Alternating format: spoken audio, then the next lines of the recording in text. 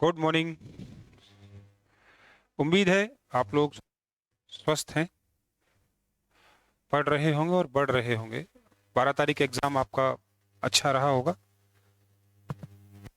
थोड़ा रेस्ट भी हो गया है, लगभग एक वीक होने जा रहा है।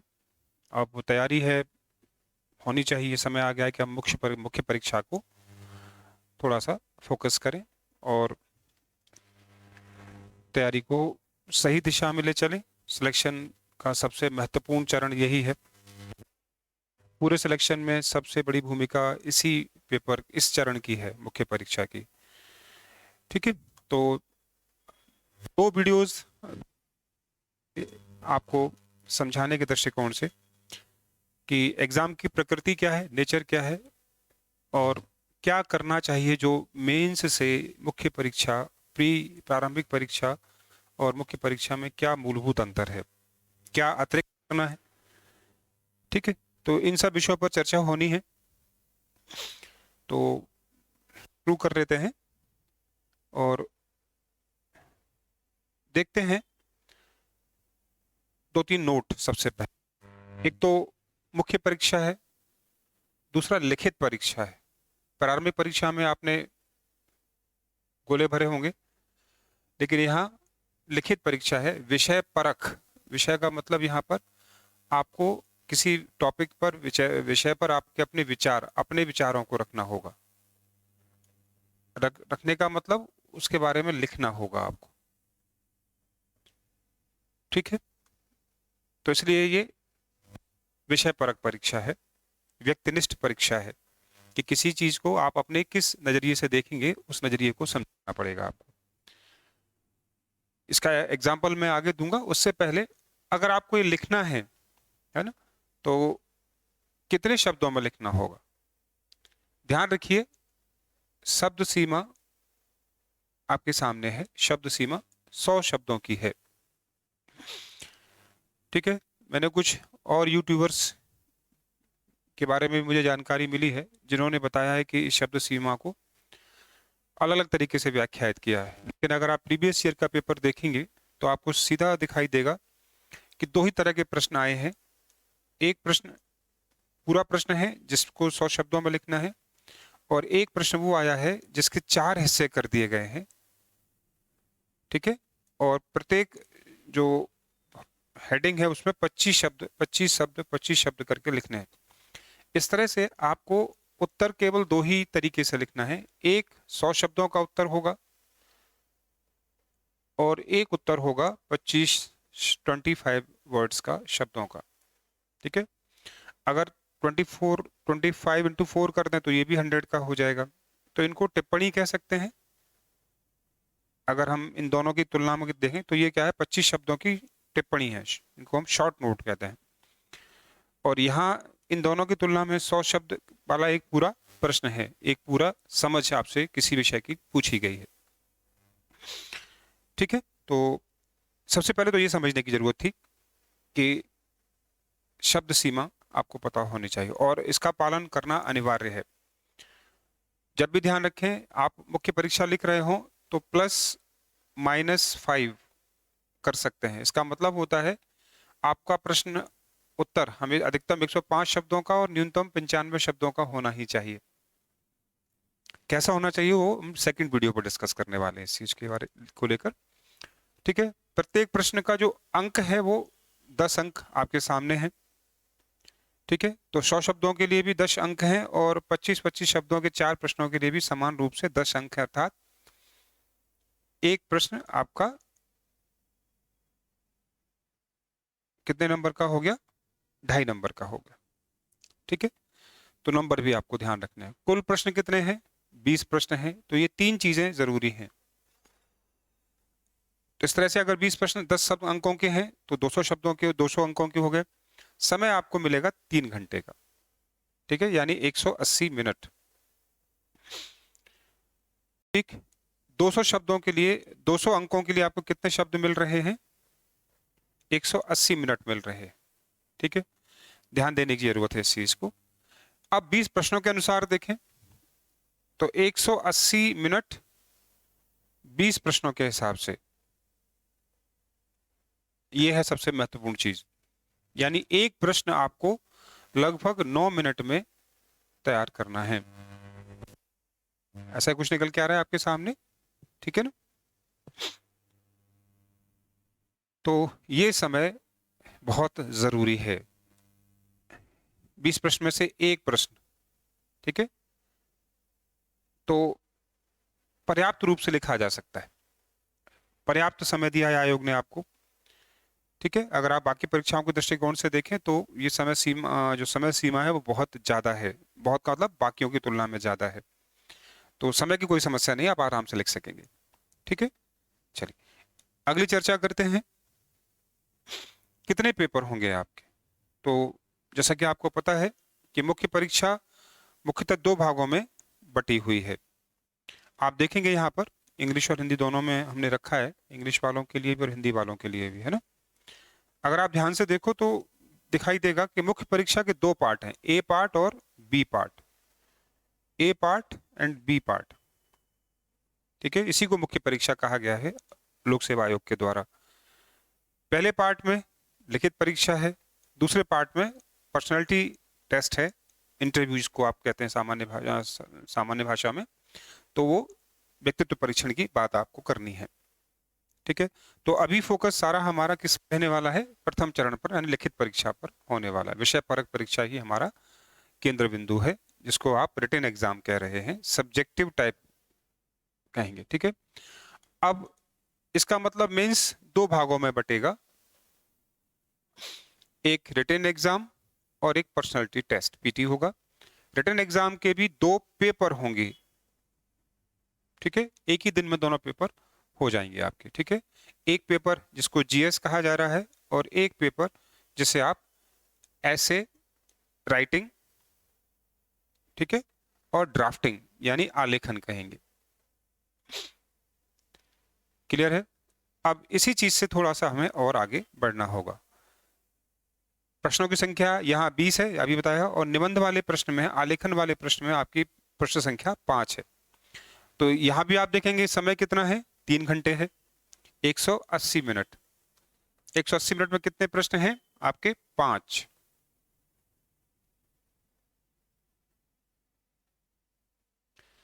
समझ गए?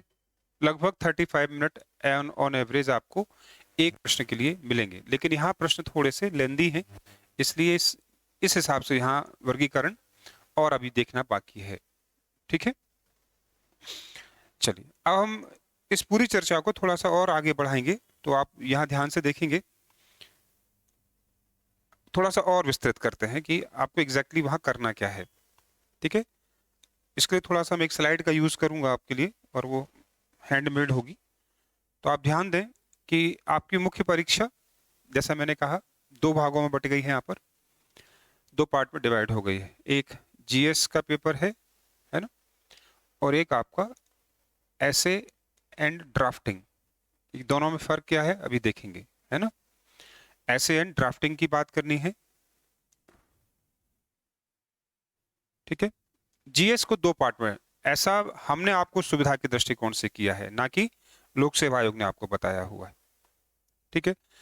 जैसा कि कहा गया कि 20 प्रश्न है ना, लेकिन यूनिट 20 नहीं, तो इसलिए हमने इन यूनिट्स को दो भागों में बांटा है। एक प्रॉपर जीएस जिसका संबंध पूरे भारत से है, विश्व से हो सकता है, वो वाला पार्ट है, और एक पार्ट आपका उत्तराखंड स्पेसिफिक का है, उत्तराखंड विशेष का है। क्लियर है? अब इसी प्रकृति को आपको अच्छे से समझना है। जीएस में क्या क्या है? तो भारत का इतिहास है, हिस्ट्री है, भारत का भूगोल है, भारत की अर्थव्यवस्था है। लेकिन ये दोनों टॉपिक साथ साथ आएंगे, ये एक ही टॉपिक में रख दी गए हैं, है ना। आगे हम डिस्कस भी करेंगे इस बात को। तो यहाँ एक साथ है। फिर जिस चीज को अभी तक हम दो भागों में बांटते चलते थे, एक भाग मानते थे, इंडियन पॉलिटी, है ना, मुख्य परीक्षा में उसे दो भागों में डिवाइड किया गया है। इंडियन पॉलिटी में भारत की पॉलिटिकल सिस्टम, दलीय व्यवस्था या राजनीतिक व्यवस्था, जैसे दबाव समूह, है ना, हित समूह, इस तरह के प्रश्न बनते हैं, है ना, गठबंधन सरकार, इस तरह के प्रश्न बनेंगे। ठीक है। वहीं अगला जो टॉपिक है वो भारत के संविधान से अलग प्रश्न पूछा जा रहा है। सामान्यतः किसी भी एग्जाम में ऐसा नहीं होता कि पॉलिटी और संविधान दो अलग अलग यूनिट कर दी जाए, लेकिन आपके उत्तराखंड में ये दोनों अलग अलग की गई हैं। ठीक है, तो थोड़ा सा सरप्राइजिंग है, लेकिन ऐसा दिखाई दे रहा है। ठीक यही सरप्राइजिंग कंडीशंस आपको निबंध वाले साइंस वाले प्रश्न में भी दिखाई देगा, तो वो भी मैं आपको दिखाता हूं।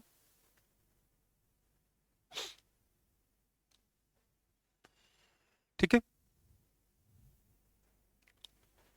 देखिए ध्यान से। जब आप विज्ञान और तकनीकी, साइंस एंड टेक साथ पढ़ा जाता था अभी तक, लेकिन यहां दो अलग अलग यूनिट आपके लिए दी गई हैं। ठीक है, कैसी यूनिट है उन पर भी चर्चा करनी है।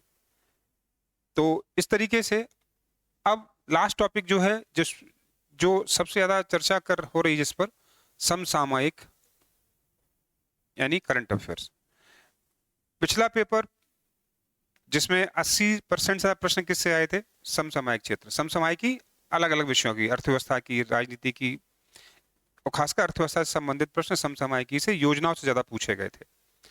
तो जो नए बच्चे हैं उनको ये लग रहा है कि करंट अफेयर ज्यादा पूछा जाता है, लेकिन जैसे आप उससे पहले का प्रीवियस ईयर पेपर देखेंगे और जिसको हम डिस्कस भी करेंगे, तो आपको पता लगेगा कि ये वाला पार्ट ज्यादा डोमिनेट करता है।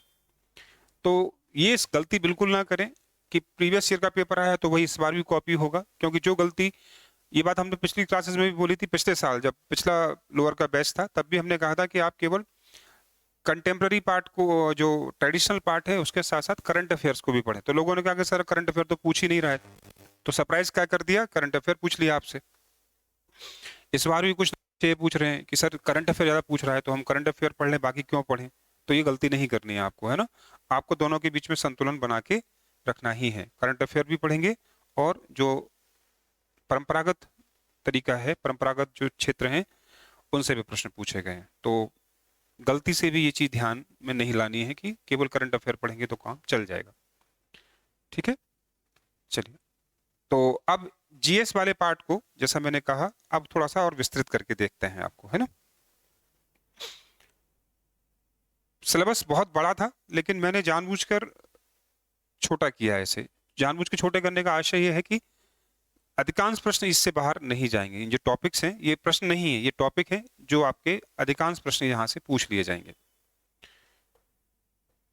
ठीक है, जैसे मैंने अभी कहा कि पिछली बार अधिकांश प्रश्न इस भाग से पूछे गए, यूनिट 1 नंबर सबसे ज्यादा आई, लेकिन ये जरूरी हर बार होगा ऐसा नहीं है, तो गलती से भी, ठीक है, हम इस बार भी इसे फोकस करेंगे। पिछले सालों के एग्जाम जो हुए हैं इससे पिछले वाले, तो उसमें आपके ये वाला प्रश्न ज्यादा पूछा गया, ये वाले प्रश्न पूछे गए। ठीक है, हर तरह से प्रश्न पूछा गया है।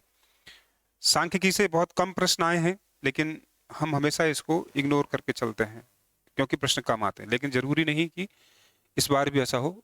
जिस तरह एग्जामिनर ने हमेशा सरप्राइज किया, हो सकता है कि आपको ये वाला पार्ट भी पूछ ले अच्छे ढंग से, है ना। कैसे पूछा जाएगा हम बाद में बात करते हैं इस बारे में। चलिए, जैसा मैंने अभी कहा, अब सिलेबस की नजर देख, सिलेबस को समझने की कोशिश करिए। इतिहास पर एक अलग पूरी यूनिट है, कंप्लीट यूनिट इतिहास पर, भारतीय इतिहास पर है ना। चाहे प्राचीन हो, चाहे मध्यकालीन हो, चाहे आधुनिक हो। आधुनिक में भी ध्यान रखिए, सबसे ज्यादा क्या पूछा जाएगा, भारत का राष्ट्रीय आंदोलन, जो अलग से मेंशन किया उन्होंने। ठीक है, आपने पिछली बार देखा होगा प्राचीन इतिहास से मौर्यों की जानकारी के स्रोत पूछे हैं उन्होंने आपसे, है ना। इस तरह का प्रश्न आपको देखने को वहां मिलता है। ठीक है, अब जैसा मैंने अभी कहा कि जो टॉपिक अभी तक एक ही माने जाते थे, लेकिन दो अलग अलग पार्ट करके दिए गए। संविधान अलग पूछा गया और राज्य व्यवस्था अलग पूछी गई, कॉन्स्टिट्यूशन अलग है और पॉलिटी अलग दी गई है। और पॉलिटी के साथ क्या जोड़ दिया गया है, अर्थव्यवस्था। अर्थव्यवस्था में भी क्या चीज डोमिनेट करेगी, भारत का योजना संबंधी इतिहास। तो पूरी अर्थव्यवस्था पढ़ने से अच्छा है कि खुद मेंशन सिलेबस में किया गया है कि योजना संबंधी प्रश्न ज्यादा आएंगे। इसलिए आपने देखा कि पिछले साल ये वाला पार्ट यहां से जोड़ के रखा जाए तो मैक्सिमम प्रश्न इस हिस्से से बने, भारत की योजना संबंधी इतिहास से। ठीक है, तो करंट अफेयर ना माने उसे, योजनाएं और करंट की योजना ज्यादा पूछी गई, ऐसा आप कह सकते हो। ठीक है, तो ये वाला पार्ट डोमिनेट कर रहा था पिछली बार। भूगोल में ज्यादातर ध्यान जनांकिकी पर भी है और भूगोल की इकोलॉजी से जुड़ा प्रश्न भी होगा। ठीक है, तो इसमें बहुत ज्यादा डिटेल नहीं दिया गया है, इतना ही कह के छोड़ा गया है। अब बात करते हैं विज्ञान की। विज्ञान और पर्यावरण, जैसा मैंने कहा, दो अलग अलग यूनिट कर दी गई हैं। सामान्य सिलेबस में क्या होता है, दोनों एक ही हिस्सा होता है, लेकिन यहाँ आप देख रहे हैं कि दो अलग यूनिट है, सामान्य विज्ञान और पर्यावरण, और विज्ञान और उसका प्रौद्योगिकी वाला पक्ष। प्रौद्योगिकी में भी कौन सी, अंतरिक्ष, स्पेस, कंप्यूटर और साइबर क्राइम, ये ज्यादा फोकस है। सिलेबस के अकॉर्डिंग हम बात कर रहे हैं, अभी एग्जाम के जो पेपर आए हैं उस दृष्टिकोण से अभी हमने ज्यादा चर्चा नहीं की है, अभी सिलेबस क्या कह रहा है उसको हमने प्रिसाइजली फोकस करके उठा लिया है, ठीक है। और लास्ट बचा भारतीय कृषि। अलग से देखिए, अलग से प्रश्न है, अलग से प्रश्न का होता है, अलग से यूनिट दी गई है। सामान्यतः भारतीय कृषि को या तो ज्योग्राफी का पार्ट मान लिया जाता है या भारत की अर्थव्यवस्था का पार्ट मान लिया जाता है ना, लेकिन यहाँ क्या कह दिया गया है, अलग प्रकार रखा गया, ठीक है। तो इस तरह से अगर आप देखें, जो यूट्यूबर्स बता रहे हैं बाकी का, वो थोड़ा सा कंफ्यूजिंग है कि इतने यूनिट, इतने पेपर, इतने प्रश्न। तो आप ध्यान से देखें कि अगर आपको सिलेबस को पकड़ बनानी है तो आपको यूनिट कम करनी पड़ेंगी अपनी, ठीक है, और यहाँ कम हो गई हैं। ये मैं यूनिट 1 मान के चल रहा हूं, इस समसामयिकी का पाठ है पूरा, इसमें ऐसा कुछ भी नहीं है जो अलग है। तो एक यूनिट प्रॉपर ये बनेगी आपकी, नंबर 1, ठीक। इतिहास अलग यूनिट है, इसमें कोई दो राय नहीं है, ये यूनिट अलग है। ये हम इसे 2, 4 और 5 को एक मान के चलेंगे। यूनिट 3, ठीक। भारत का भूगोल अलग एक यूनिट है 4, 7 और 8 को हम यूनिट नंबर 5, ठीक है। 7, 8 को, और मैं जो 9 नंबर यूनिट है कृषि वाली, उसको भी मैं किसका हिस्सा मान लेता हूं, 4 का, ठीक है, या 3 का, ठीक है। इसलिए इसको अलग से पढ़ने की जरूरत नहीं पड़ेगी, और ये एक अलग यूनिट है। इस तरह से आप देखेंगे जीएस में हमने 10 यूनिट में से 6 यूनिट टारगेट पर रखी हुई हैं। मेन जो परंपरागत इससे पहले जो पेपर होते रहे हैं या सिलेबस हैं, उनमें आप देखेंगे इस तरह से 6 यूनिट आपको मेन तैयार करने हैं। तो ये कंफ्यूज नहीं करना है कि 10 यूनिट पढ़नी है, आपको पढ़नी बेसिकली 6 यूनिट है, जिसको 10 बनाकर आपके सामने प्रस्तुत किया गया है। क्लियर है। ये जीएस का जो मैंने अभी आपको डिवीजन किया था जीएस का, है ना, कि एक परंपरागत जीएस 10 यूनिट हो गई, अब बचा उत्तराखंड, वहां भी देख लेते हैं, ठीक है। चलिए आइए, यहाँ मैं पूरा डिटेल इतिहास डिटेल लिया हुआ है, तो यहाँ भी अगर आप सिलेबस को समझना चाहते हैं तो इसको भी समझिए। उत्तराखंड को भी एक पूरा प्रदेश मानकर उसका इतिहास पूछा जाएगा, आपके सामने इतिहास है, ये देखिए, ठीक है। इतिहास के बाद उत्तराखंड का भूगोल और जनांकिकी, देखिए यहाँ भी जनांकिकी वाला पार्ट महत्वपूर्ण है, तो इतिहास के बाद भूगोल भी पढ़ा जाएगा, ठीक है। उसके बाद आप देखेंगे जो भारत का है वही उत्तराखंड का है, इतिहास हुआ, भूगोल हुआ, उत्तराखंड की आर्थिकी और प्रशासन व्यवस्था, ठीक है। तो इस तरह से अगर हम देखें तो उत्तराखंड में भी जो 5 यूनिट हैं, उन यूनिट को 3 मेजर पार्ट में डिवाइड कर लेते हैं। हिस्ट्री पूछी जा रही है आपसे, इकोनॉमी पूछी जा रही है, और ज्योग्राफी पूछी जा रही है। इकोनॉमी के साथ साथ यहाँ भी क्या कर दिया गया है, पॉलिटिकल और एडमिनिस्ट्रेटिव डायमेंशंस देख लिए गए हैं, पॉलिटिकल एंड एडमिनिस्ट्रेटिव डायमेंशंस भी रख दिया उन्होंने। अभी हम बेसिक टॉपिक्स की बात करें, टॉपिक के अंदर नहीं, यूनिट्स के अंदर नहीं जा रहे हैं, तो ये 3 मेजर यूनिट्स आपको तैयार करने हैं। तो आप देखें प्रशासन अलग है यहाँ पर, इसके अंदर ही आर्थिक भी अलग है, तो दोनों को हमने यहाँ पर नोट किया हुआ है, ठीक है ये बात। तो ये उत्तराखंड की कितनी यूनिट आपको मेजरली तैयार करनी है, 3 यूनिट तैयार करनी है। बाकी 2 यूनिट और थोड़ी सी आपको सरप्राइज करेंगी, और वो है उत्तराखंड की संस्कृति। इस तरह का प्रश्न सामान्य जो प्रदेश है वहाँ के जो एग्जाम है वहाँ पर इस तरह से फोकस नहीं करता है, लेकिन उत्तराखंड चूंकि पहाड़ी राज्य है, इसकी अपनी एक विशेष संस्कृति है, इस वजह से क्या है, पूरा का पूरा एक यूनिट ही आपको क्या किस फॉर्म में दिया गया है कि आप इसकी कल्चर को तैयार करें, ठीक है। कल्चर में भी जैसा आपने प्री में देखा है, ज्यादातर प्रश्न हम लोगों के बन गए हैं, है ना। तो उसमें आप मेले और त्योहार को देखें, साहित्य को देखेंगे आप, है ना, खासकर जो लोक साहित्य है वो भी।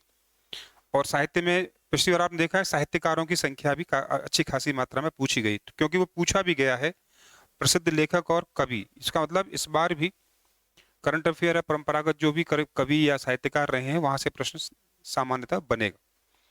और एक चीज अच्छी चीज है, कोई भी टॉपिक हो, चाहे इतिहास का हो चाहे ज्योग्राफी का हो, लास्ट में अगर एग्जामिनर क्या कह रहा है कल्याणकारी कार्यक्रम पता करने।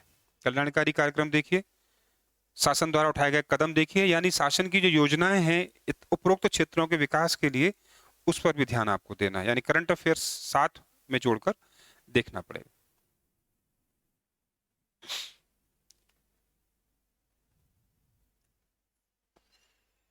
ठीक है, और ये है उत्तराखंड की विशेषकर आर्थिकी का, मैंने कहा ना 2 बार आर्थिकी को प्रमोट किया है। पिछले बार भी, अभी आप देखेंगे यहाँ भी आर्थिकी सामने आई है, इकोनॉमी उत्तराखंड की। तो एक ही बात को 2 जगह अलग अलग ढंग से कहा गया है, तो मुझे लगता है कि यहाँ भी आप देखेंगे आर्थिक परिवेश। ठीक है, तो भले ही 5 यूनिट हम लोग देख रहे हैं उत्तराखंड की, लेकिन हमें ये 4 मान के चलनी है, क्योंकि अर्थव्यवस्था को अलग से नहीं देखा जा सकता। प्राकृतिक संसाधन जब भी देखते हैं तो ज्योग्राफी की बात करनी पड़ती है, यानी ये जो यूनिट है आपकी इकोनॉमी और प्राकृतिक संसाधन की, ये कहीं ना कहीं आप पहले ही पढ़ चुके होंगे। कौन से वाले पार्ट में? अर्थव्यवस्था को इकोनॉमी और एडमिनिस्ट्रेशन वाले पार्ट में पढ़ेंगे, और प्राकृतिक संसाधनों को उत्तराखंड की ज्योग्राफी के हिसाब से आप देख लेंगे। ठीक है, तो इसलिए कोई बहुत अलग से यूनिट नहीं है ये, आप इसे पहले ही कहीं ना कहीं पढ़ चुके होंगे। तो इस यूनिट को भी हम खत्म कर देते हैं। खत्म करने का मतलब इसके मैटर को भी हम वहीं तैयार कर लेंगे। ठीक है, और हमेशा की तरह हर यूनिट में क्या है? विभिन्न योजनाएं।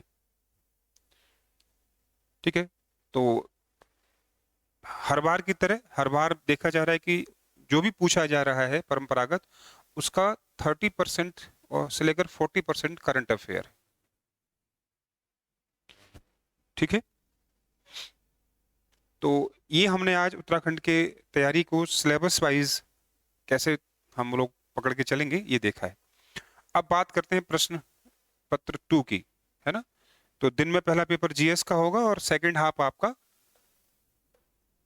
ठीक है, कैसा होगा, कहाँ देखेंगे आप उसे? निबंध के साथ देखेंगे। तो इसको भी हम 2 भागों में बांटते हैं, सेकंड पेपर को भी, किसमें? ऐसे राइटिंग और ड्राफ्टिंग, जिसको लोग हिंदी का पेपर भी कह देते हैं। ठीक है, मैं इसलिए कह रहा हूं क्योंकि जो लोग इंग्लिश मीडियम के हैं उन्हें ये पेपर हिंदी और इंग्लिश दोनों में किसी में भी लिखना होगा, वो लिख सकते हैं, कंफर्टेबल रहे, है ना, कोई कंफ्यूजन नहीं है। ठीक है, अब देखिए पहले इसको कि कौन कौन से क्षेत्रों से निबंध आएंगे। साहित्य से आएगा, समाज से आएगा, समाज का सामाजिक समस्याओं जैसे आतंकवाद है, जाति व्यवस्था है, क्षेत्रवाद है, इस तरह के प्रश्न ज्यादातर पूछे जाएंगे आपसे। इसी तरह से समाज में उत्तराखंड का समाज, ठीक है, विज्ञान, पर्यावरण, प्रौद्योगिकी, अंतर्राष्ट्रीय और राष्ट्रीय घटना का करंट अफेयर से जोड़कर देखना है, और लास्ट में प्राकृतिक आपदाएं। प्राकृतिक आपदाएं आपके पास मेंशन 4 है, लेकिन आदि लिखकर और संख्या बढ़ाई जा सकती है। इसका मतलब क्या हुआ? इसका मतलब सीधा सीधा है कि एक निबंध पकड़िए और काम खत्म, ज्यादा तूफानी होने की जरूरत नहीं है यहाँ पर, है ना। और 50 अंक हैं, जैसे मैंने कहा 35 मिनट मिलेंगे आपको एक निबंध लिखने में, तो माना जाता है कि 400 अंकों का शब्द, 400 शब्दों का ये है, तो मोर देन सफिशिएंट शब्द हैं। कहाँ आपको 100 शब्द लिखने के लिए 9 मिनट मिल रहे थे, है ना, जीएस में, वहीं यहाँ 400 शब्द लिखने के लिए आपको 35 मिनट मिल रहे हैं। ठीक है, तो लगभग रेशियो इक्वली निकल कर आया है। अब आइडियल टाइम 35 मिनट ही रहेगा सबके लिए। चलिए सेकंड पेपर की सेकंड पार्ट को अगर आप देखें तो वो है आपका ड्राफ्टिंग संबंधी है। ड्राफ्टिंग संबंधी जो टॉपिक है उसको आप 3 पार्ट में डिवाइड कर लेंगे। ठीक है, सबसे पहले हिंदी, जैसा मैंने कहा ये इंग्लिश वालों को भी हिंदी में ही करना है, बच नहीं सकते आप, ये आप इंग्लिश में लिख सकते हैं, कोई समस्या नहीं है। ठीक है, ये हिंदी और इंग्लिश वालों के लिए बराबर है, हिंदी वाले इंग्लिश में कन्वर्ट करें, इंग्लिश वाले से हिंदी में कन्वर्ट करें, ये सबके लिए कॉमन चीज है। लेकिन ये आपको हिंदी में ही रखना है, इसमें इंग्लिश की कोई गुंजाइश नहीं बनेगी। अच्छी बात यह है कि इंग्लिश वाले लोग भी, मेरा मानना है कि इसे भी आप हिंदी में तैयार करें तो बेहतर है। ठीक है, ये है सिलेबस। अब इस सिलेबस को, जाहिर सी बात है 400 अंकों का सिलेबस है आपका, है ना। अगर आप शुरू से देखेंगे तो कितने अंक लेके चलने हैं आपको? 400 अंकों का पूरा पेपर आपका सामने है, ये देखिए।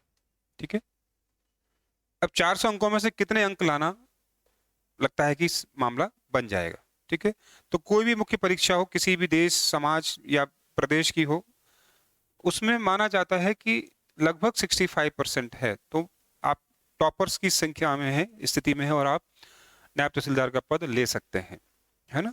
बाकी जैसे जैसे नंबर कम, परसेंटेज कम होता जाएगा, तो 65 से लेकर लगभग 60 तक सारे पद इसी दौरान आने हैं, अगर आप कंफर्म होना चाहते हैं। बाकी तो पेपर की प्रकृति पर निर्भर करता है कि 1-2% नीचे ऊपर हो सकता है ना। लेकिन यहाँ आप संभावना समझ लीजिए, 60 से 65% लोअर रैंक है, ये अपर रैंक है, इन 5% में ही सारा खेल हो जाना है। हाँ, इंटरव्यू की बात अलग है, लेकिन मैं अभी उनको मैं ऐड नहीं कर रहा हूँ। तो 400 अंकों का पेपर है, और 60% अगर आप देखना चाहते हैं, तो जो आदमी 250 नंबर की कंफर्मेशन लेके चल रहा है लगभग, ठीक है, और जैसा मैंने कहा 250 प्लस है, तो अगर इंटरव्यू में 50 में से 25 भी मिले, 50% भी मिले, मिनिमम तो शायद 18 ही होंगे मुझे जहाँ तक लगता है, क्योंकि 18 नहीं 17 होंगे मिनिमम, तो भी आप 17 भी अगर आप मिनिमम जोड़ लेते हैं, तो यहाँ आप लगभग 270 की स्थिति में रहेंगे। तो आप देख रहे हैं कि आसानी से हमारा सिलेक्शन हो जाता है ना। लेकिन जिन लोगों को लगता है कि वो इंटरव्यू अच्छा नहीं दे सकते, इंटरव्यू में सर्कमस्टांसेस बदल जाती हैं, टाइम कम कम समय में ही चीज़ें बदलती हैं, तो वहाँ थोड़ा सा रिस्क रहता है। आने को तो आप 35 भी ला सकते हैं, लेकिन उस दिन आपका दिन कैसा है, एग्जामिनर का माइंडसेट कैसा है, इस पर डिपेंड करता है, इसलिए फ्लक्चुएशंस ज़्यादा होते हैं। अच्छे से अच्छा इंटरव्यू देने वाला भी 25 नंबर पे आके टिकता है, 17 नंबर पे है, और सामान्य से सामान्य बच्चा भी 35 लेकर आ सकता है उस दिन। तो कोई स्टैंडर्ड पैरामीटर नहीं है कि इंटरव्यू में आप, कोई व्यक्ति दावा नहीं कर सकता कि इतने नंबर वो लेकर आएगा। इसलिए अच्छा है कि जान कहाँ लगानी है आपको, यहाँ पर। तो इस हिसाब से अगर आप देखते हैं, तो 400 में से कोशिश करिए कि 65% नंबर आपका, 65% आ ही जाए, तो इंटरव्यू बाध्यता खत्म होती है। अगर आप 60 लाए, तो इंटरव्यू पर डिपेंडेंसी बढ़ जाएगी, यानी तहसीलदार की बनने की संभावना कैसी रहेगी, थोड़ी सी कम होगी। जो नीचे वाली पद हैं वो आपको मिलने के चांसेस बढ़ जाएंगे। तो सारा जोर, सारा दम किस पर लगाना है, इस स्थिति पर रखिएगा आप लोग, ठीक है। तो ये एग्जाम का पैटर्न है, और सिलेबस भी मैंने आपको डिस्कस कर दिया है। तो एक पहले इस वीडियो में इसके लिए इतना पर्याप्त है। नेक्स्ट वीडियो में हम जल्दी ही चर्चा करेंगे आपके साथ में कि मेंस होता क्या है और मेंस लिखा कैसे जाता है। कुछ उदाहरण भी रहेंगे आपके इसमें। उदाहरण का होने का अर्थ समझ गए होंगे कि पिछले साल के जो पेपर हैं, 2 पेपर हम लोग डिस्कस करने वाले हैं। और हम 2 पेपर में जो भी पेपर आए, प्रश्न पूछे गए हैं, तो 2 तरह के प्रश्न मैंने आपसे अभी कहा, एक 100 नंबर वाला और एक 25-25 शब्दों, 100 अंकों शब्दों वाला, और एक 25-25 शब्दों वाला। तो उस पर हम आंसर राइटिंग करेंगे, एक मॉडल आंसर रखेंगे, और आप समझेंगे कि आंसर कैसे लिखे जा सकते हैं उसमें बेहतर ढंग से, ठीक है।